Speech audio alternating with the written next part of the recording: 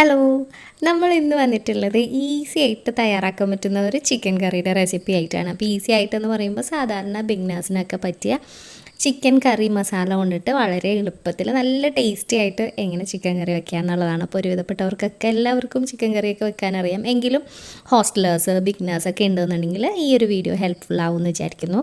അപ്പോൾ ചിക്കൻ ഞാനിവിടെ 1 കിലോയോളം എടുത്തിട്ടുണ്ട്. അതിലേക്ക് ഉപ്പും 1/4 ടീസ്പൂൺ അളവിൽ മഞ്ഞൾപ്പൊടി, ഒരു ടീസ്പൂൺ 1/4 ടീസ്പൂണൊക്കെ അളവിൽ മുളക് പൊടി, പിന്നെ ഞാനിവിടെ ഒരു 1/4 കപ്പ് അളവിൽ അധികം പുളിയില്ലാത്ത നല്ല കട്ട തൈരും കൂടി ഒഴിച്ചിട്ട് നന്നായിട്ടൊന്ന് മാരിനേറ്റ് ചെയ്ത് കുറച്ച് നേരം വെക്കാണ്.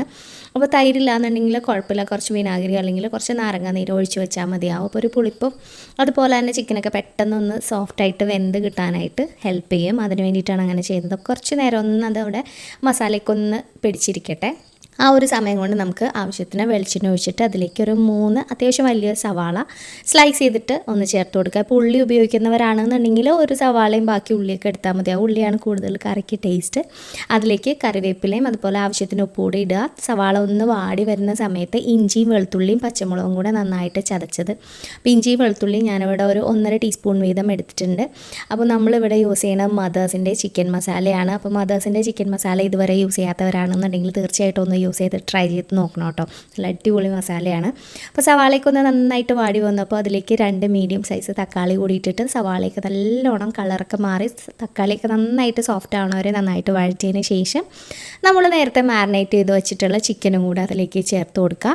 ഇനി ചിക്കനൊക്കെ ഒന്ന് ഇട്ടിട്ട് നന്നായിട്ടൊന്ന് മിക്സ് ചെയ്യുക. ചിക്കൻ്റെ ആ ഒരു കളറ് മാറുന്നവരെ തുറന്ന് വെച്ചിട്ട് ഒരു ഫുൾ ഫ്ലെയിമിൽ ഒന്ന് കുക്ക് ചെയ്തെടുക്കുക. കളറൊക്കെ ഒന്ന് പതിയെ മാറാൻ തുടങ്ങുന്ന സമയത്ത് നമുക്കിതിലേക്ക് നമ്മളുടെ മദേഴ്സിൻ്റെ ചിക്കൻ കറി മസാലയും കൂടി ഇട്ട് കൊടുക്കുക. അപ്പോൾ ഞാനിവിടെ ഒരു 3 ടേബിൾ സ്പൂണാണ് ഇട്ട് കൊടുത്തേക്കുന്നത്.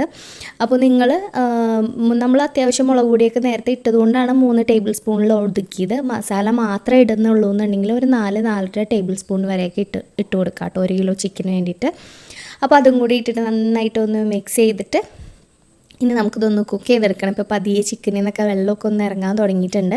കുറച്ച് കറിവേപ്പില കൂടി അതിൻ്റെ മുകളിലേക്ക് ഒന്ന് സ്പ്രെഡ് ചെയ്ത് കൊടുത്തിട്ട് ഒന്ന് മൂടി വെച്ച് ലോ ഫ്ലെയിമിൽ കുറച്ച് നേരം ഒന്ന് കുക്ക് ചെയ്യുക. ഇടയ്ക്ക് ഒന്ന് ചെക്ക് ചെയ്ത് നോക്കുക ചിക്കൻ വെന്തോ എന്നുള്ളത്. ഇപ്പോൾ ഇതൊക്കെ കണ്ടാലറിയാം ചിക്കൻ്റെ ഉള്ളിലെ വെള്ളമൊക്കെ നന്നായിട്ട് പുറത്തേക്ക് വന്ന് നമ്മൾ ഒട്ടും തന്നെ വെള്ളം ഒഴിച്ചില്ല എന്നുണ്ടെങ്കിൽ നല്ലൊരു ഗ്രേവി ആയിട്ടുള്ള ഒരു കറിയാണ് നമുക്ക് കിട്ടിയിട്ടുള്ളത്.